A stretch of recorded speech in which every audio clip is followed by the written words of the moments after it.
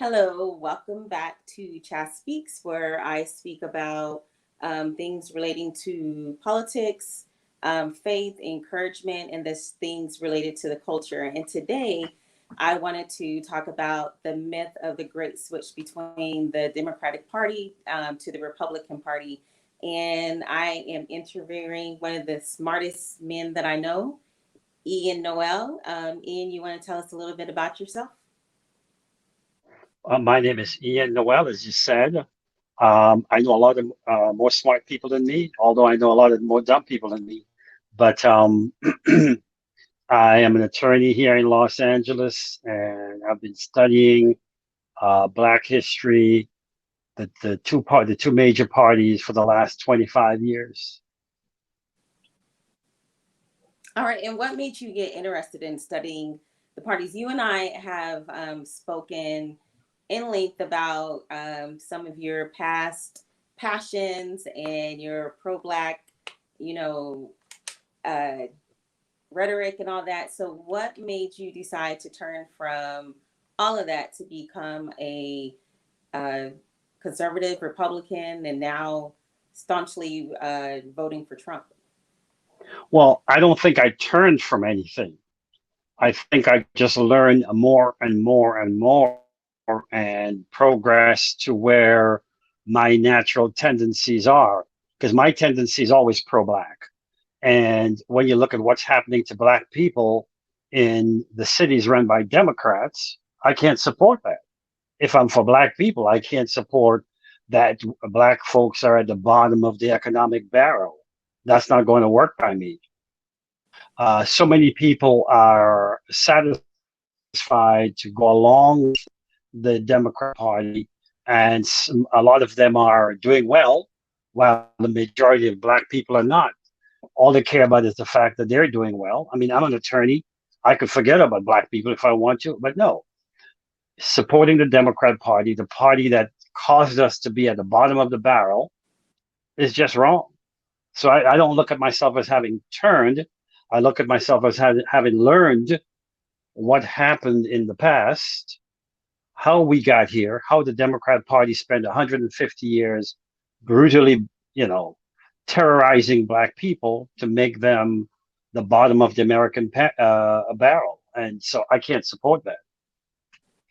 Understood, understood. That's how I actually began my journey is with research because here, I mean, you're from Grenada, so I don't know if it's y'all have party systems or what, but here in the United States, there's two parties, and if you're black, it seems like you're automatically born into the Democratic Party. Um, Yeah, well, that's the way it is today. I was born in Grenada, yes, and we had a communist government then. I was in full support of the communist government when I was younger, and the Democrats were down there supporting the communist government. And when I came here, I started looking at things. I wondered, well, why would the Democrat Party be supporting communists? And as I get into the history, I see the deep, deep tradition of communism in the Democrat Party. One surprising thing is that the Democrats were also big communist supporters. The only communist university in America was in the South, which is called Commonwealth University. So that made me start doing a little more digging. And then I found out that the Democrat Party not only supported communism, but created Jim Crow, created the Confederacy, and was formed. The whole Democrat Party was formed to keep black people in slavery. And I went like, wow, so why should I support that? I couldn't see a reason to support any of that. Understood. So, my goal is, especially up to the election, to have you on my channel and we speak about different things um, related to politics and the Democratic Party. But I know one of the things that a lot of people talk about is that there was a switch between the Democratic Party being racist to all of a sudden the Republican Party. I guess they had a meeting or something to say, okay, we're all going to be racist now. Y'all don't be racist. So I think that's a challenge that a lot of people come into that really are just studying the Democratic Party and the Republican Party. And when people tell them that, sometimes they're stuck on that because, like, what day did that switch? So if you could just give us a little bit of your knowledge of, was there a switch? Well, from my research, there is no switch. And the people who say that there is a switch, they don't tell you when, why, how, or where the switch occurred. Just say that there's a switch, and they leave for you now to try to fill in or assume things about. There's no way they can find an answer to any of those questions. If you talk about when was the switch, are they saying that black people switched because the Republican Party became racist and then black people switched over? They can't support that because before we talked and I gave you the example of Andrew Young and John Lewis. They both switched to the Democrat Party in 1968.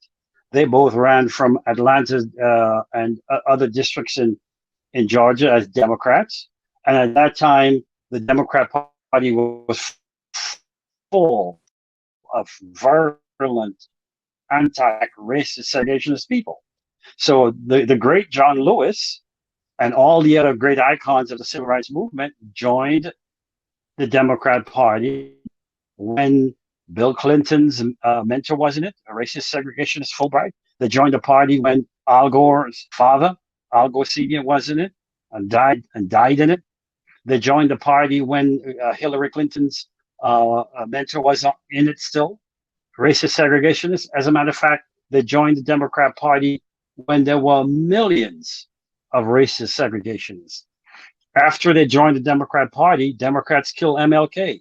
So no, after they kill Democrats, Meredith had his great walk all along Democrat territory. So when did the switch happen?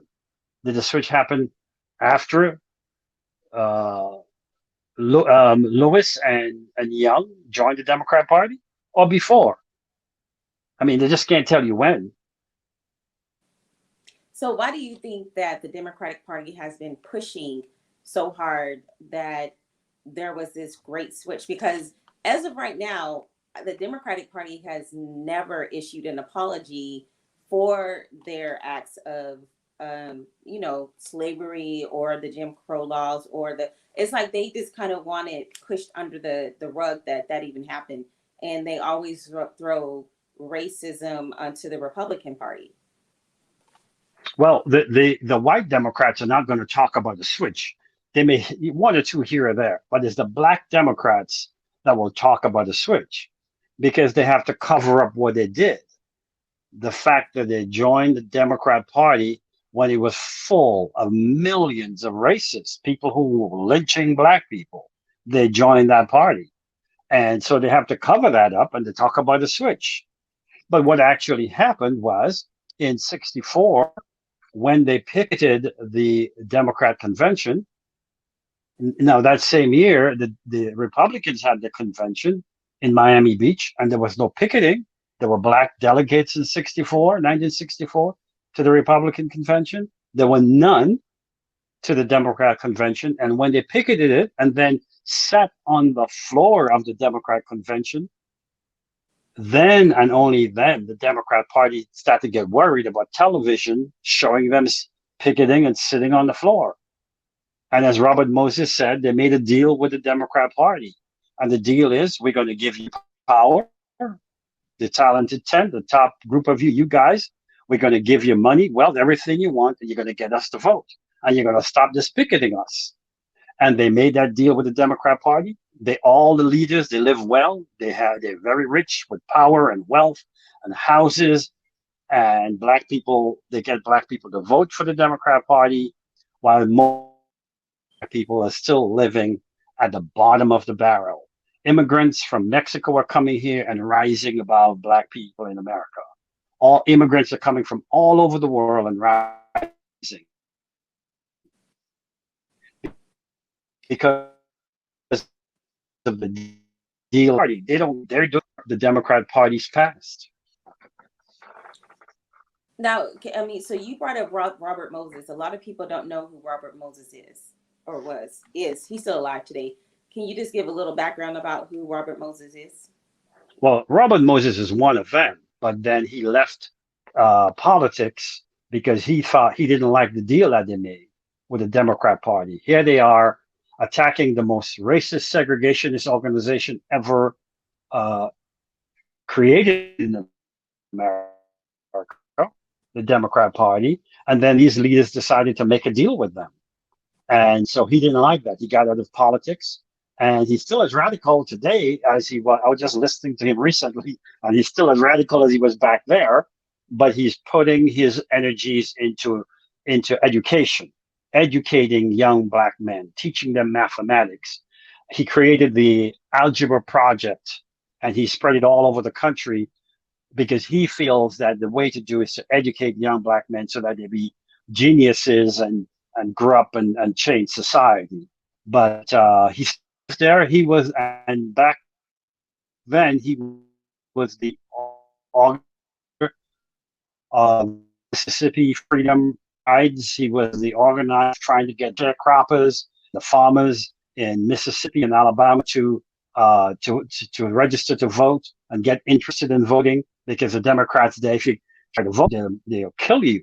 So they were trying to get that done there. So Moses is still around. He was the leader of the group picketing the Democrat convention in '64. He was the leader of the group of the sitting on the floor. You can see pictures of him and Farmer and all the others there. Martin Luther King was there too, but no one really shows Martin Luther King at the picketing of the Democrat convention.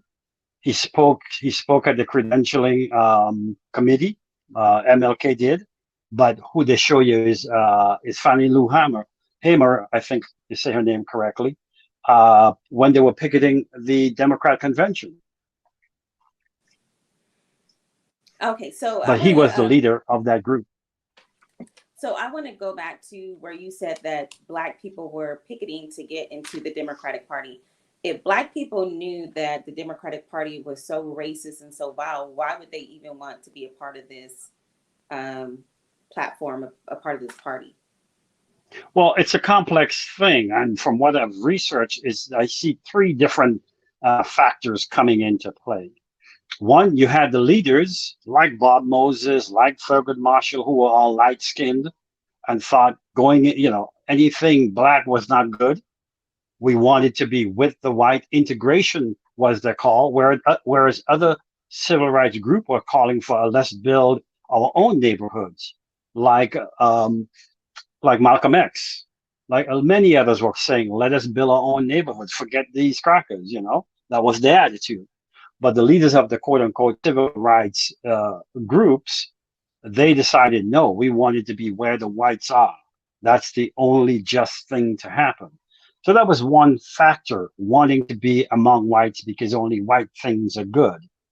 The second one was the vast majority of the leadership held socialist, that is the civil rights leadership, held socialist communist views.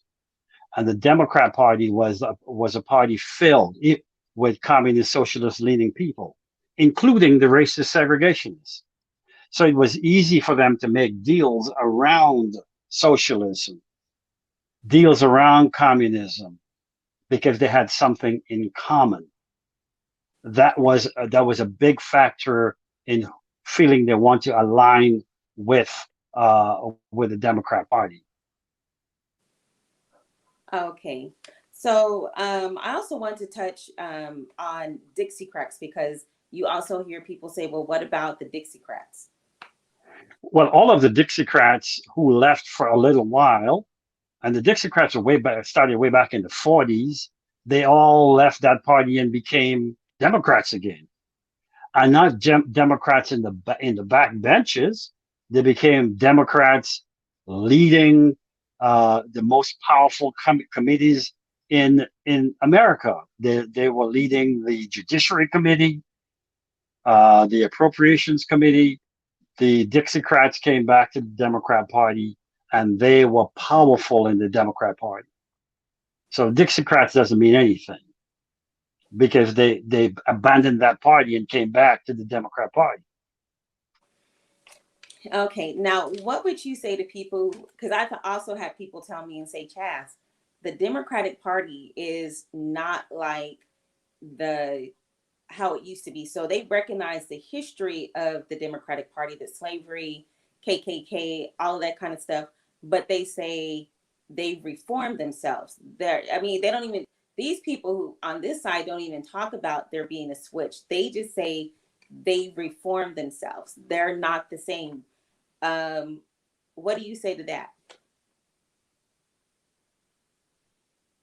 Well, there's several things to say to that. If even they have reformed themselves, where is the price they paid for stealing all the black wealth they did, killing all the black men and women they did, raping the black women they did? Where's the price the party paid? And why is it that the sons and daughters are getting the votes of blacks today? Bill Clinton came from Jim Crow, a Jim Crow Democrat. Al Gore is a Jim Crow Democrat. And I saw black people crying when Al Gore lost the presidency. The son of a Jim Crow Democrat grew up in the Jim Crow Democrat home. And I saw people jubilant when Bill Clinton won the presidency. Bill Clinton, mentored by a racist segregationist, was working for the racist segregationists when he filibustered the Civil Rights Act, the Voting Rights Act, and black people were jumping for joy when he won. And after Bill Clinton won, he turned around and gave that same racist segregationist, Fulbright, the highest medal, the Presidential Medal of Freedom in America. So what I'm saying is, even if they think they reform, how come nobody ever came up and say, oh, we're so sorry for what we did as a party. Here is what we did. That would be real reformation. Acknowledgement is the first step of change. And as long as a party has not acknowledged what it has done to a people, where's the reckoning? Where is the reparations? Because as I keep saying, yes, there should be reparations. But the only party that should be giving reparations is the Democrat Party. Because around election time, they always start talking about reparations, the Democratic Party. Do you honestly think that they're really, because if they give reparations, then they'd have to admit, okay, we were this party. And I've noticed like a lot of younger people, especially a lot of younger black people, don't really understand the history of the Democratic Party because they don't teach them. Even people that are older, it's astounding to me that people that were born in the 60s, even in the 50s, are still a part of, they still jump onto the Democratic Party. They fight you over the Democratic Party. Well, the thing is this, some of those who were born in the South, I find when I push them, they'll say, yes, I know, but it's not cool to admit that you know that and you're still supporting the Democrat Party. Because from its inception, the Democrat Party functioned by intimidation.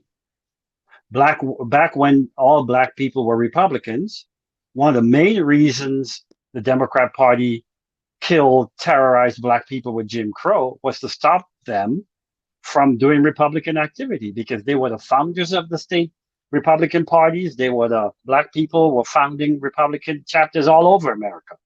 And that's one of the reasons the Democrats used Jim Crow laws, miscegenation laws to keep them down, because they were Republicans.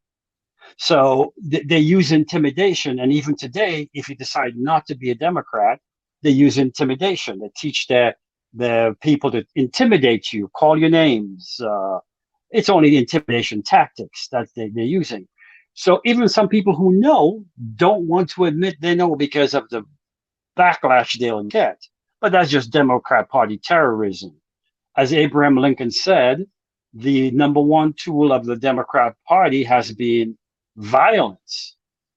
And they did it from the day the party was founded. They founded a group at the same time called the Border Ruffians, which tried to kill, burn, maim to keep slavery in America. And they're still using it. So most people, even though they come from the South, they know, because I've talked to them. but they can't say that because their friends are going to ridicule them and so on. That's just Democrat Party tactics. So do you think those people that know, they may be saying, yeah, I'm a Democrat or whatever, but then they secretly go into the ballot box and vote for a Republican? A few. Some have said they do, but others have said, look, man, things change. I'm going to stick with the Democrat Party. Because I talk to a lot of people. And that's the cool thing to do. Most of the guys, but their wives are Democrats because black females are beholden to the Democrat Party way more than black males, and they don't want to tell their wives, "Hey, guess what? I'm supporting a Democrat, a Republican Party, especially Donald Trump." So, Right. yeah. So I think we're going to have another show on that one. So this question is not one of the questions that we had discussed that we were going to answer. I mean, that we're going to discuss. But in your opinion, how did the Democratic Party get Black people to terrorize other Black people who decide not to vote Democrat? Well, it's a Democrat Party tactic from the beginning. When all blacks, when 94% of blacks were Republican, then the Democrat Party terrorized all black people. But now that they have 90% of, with them, they teach their rhetoric, the leaders, the way they train the black leaders is terrorism. Call you coon, call you names, come and throw down your yard sign, beat you up if you have the wrong sign. Thuggism. That's what the Democrat Party is. That's its history from its very founding. And Abraham Lincoln is the one who turned me on to that. And ironically and tragically, the Democrat Party killed Abraham Lincoln when he decided black people should not be slaves. They killed him. So that's just a tactic from day one. Yeah, but it just seems like kind of weird that, well, now they're using white liberals to do it. Like right now, I've heard Black conservatives tell me that white liberals are calling them coon and house in. It's like right now it's okay. It's open season on Black conservatives or any type of conservatives, but especially Black conservatives. And it seems like it's giving white liberals who are overt racists a chance to say what they really want to say and go. I mean, what other Well, area? the Democrat Party don't care if you're liberal or if you're conservative. So I wouldn't even say it's a matter of conservative. It's a matter that you're Republican. And that's what they care about. Now, you are conservative, we understand that. But the Democrat Party doesn't care about that. It only wants one thing: votes and power. And all they care about is that you are not voting for Democrats. And the white people who call you coon and different names, they didn't learn that on their own. They learned that from the black leaders who have now ascended in the Democrat Party. They learned those terms from. They don't know those terms naturally or culturally. So they learn what to say to you, to hurt you, to terrorize you. That's just a Democrat Party tactic from the beginning. Now, do I blame the Republican Party? And how I blame them is that they treat the Democrat Party as just another co-equal party in America. No, it has been a thuggish, devilish, violent terrorist organization, and they need to go. That's my. If America is to survive, they need to go. If you look at the history of the Democrat Party, you cannot be treating them as just another party. You have to say, hey, how about your history?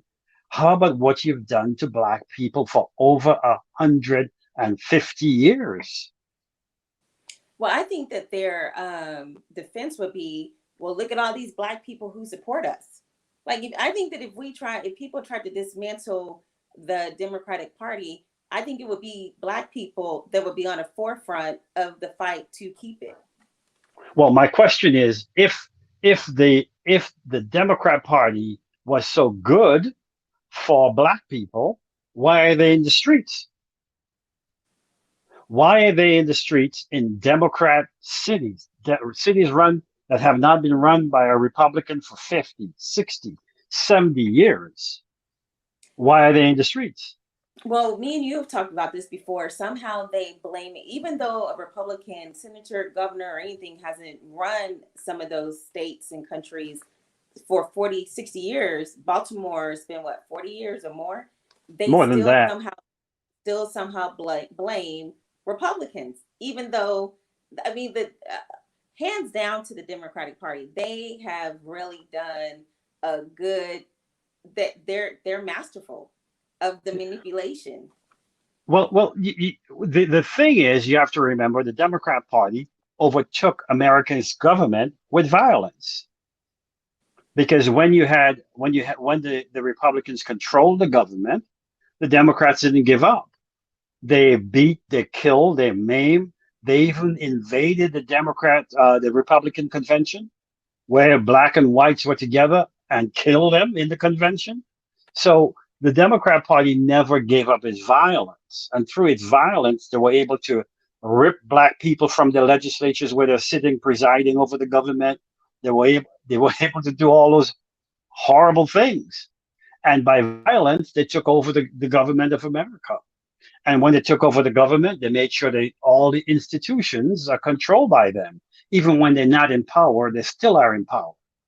All the institutions of government, all the bureaucracy, the Department of Health, the FBI, they have installed the people in there for all the 60, 70 years that they controlled American government exclusively. And so they even the media, they've made sure, if you look Yeah. at the history of the media, the people who are the big shots were press secretaries of senators, of congressmen. So they have control over the institutions of education, of communication, and that's why they're able to do that. And that's So why they hate Fox News. Mhm. that's another show that I Yes. want to have with you, because I've told people, if you want to, if we're going to tackle systematic racism, then we have to tackle who owns the systems. I mean, you look at it, it's the Democratic Party. So if you want to dismantle systematic racism, then in all technicality, you have to dismantle the Democratic Party. But that's a show for another time. Yeah. So Hmm. I want to ask you this one last question. What would you tell Black voters right now? I mean, we're like 50 something days into the election, and I know Trump's approval rating with Black voters is getting higher, especially after all the stuff that's happening with the violence on the street and all that. But a lot of them are still like, I'm still voting blue no matter who. What would you tell these voters if you were talking to them one on one and they were having a choice between voting Democrat, Republican, or just about the Democratic platform at all? What would you tell Black voters? Well, I would say the first thing I would say is you cannot keep doing the same thing and expect different results. For the last 50 years, you've been voting for Democrat mayors, congressmen, councilmen over and over, and things have not changed. You live in cities that are controlled completely by Democrats. Change that if you want to change the results. You cannot keep the same people there and get different results. So that's thing number one. On the national level, go back and look and see, from the border ruffians to the killing of Martin Luther King to Jim Crow to the KKK, who did that to Black people? You will find it's all the Democrat Party. And surrendering to them so that they don't do any more violence to you, surrendering to them so that they don't intimidate you and call you names, is not an answer. The answer is to remove them from there. Look at someone who has done so much for the Black community. If you look at the list of things Trump has done for the Black community in the last 3 years, only 3 years he's been there, and he has done more than the last 5, 6 presidents combined for Black people in those 3 years. So we should be voting for our interest, not for what they tell us. We should be intelligent. responsible people. Look at the record of each one. Look at what's his name, Sleepy Joe. I know his name so well, Joe Biden, who is not even there anymore, and you're voting for what, a shell, as opposed to someone who vibrantly loves America, want all Americans to thrive, and they're talking about racism. We have the records of Joe Biden talking to Senator Eastland from Mississippi about how to get around the Supreme Court ruling on busing. All the letters are there for anybody who wants to see. So why are you excusing a real racist and talking about somebody who is doing so much that we black folks are benefiting for? We began by saying, I haven't changed. I just do things and support things that are better for black people. And please, voter, you too. All right, Ian. Thank you so much for taking the time. I know you're busy. I know you got clients and all that, but thank you for taking the time. I really do think that this is one of the most important elections of our lifetime. Pretty much is between freedom and socialism, and I really do want to have you back on so that because you have so much information, so much wealth of knowledge, more than me. I mean, a lot of the stuff that I tell people, I learned from you. I truly learned how depraved the Democratic Party was just from our conversation. So I definitely want to have you back on. Where can people reach you at? People can reach me at simple. I'm in the hood. I'm a lawyer, and legalhood@gmail.com. Legalhood at gmail.com. That is LEGALHOOD@gmail.com. Anybody wants to write to me, I have any questions, no problem. You can do that.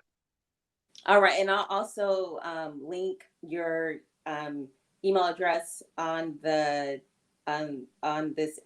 video. And again, thank you so much, and we will talk soon. Thank you so much for having me on, and I appreciate it. Have a good night. Bye.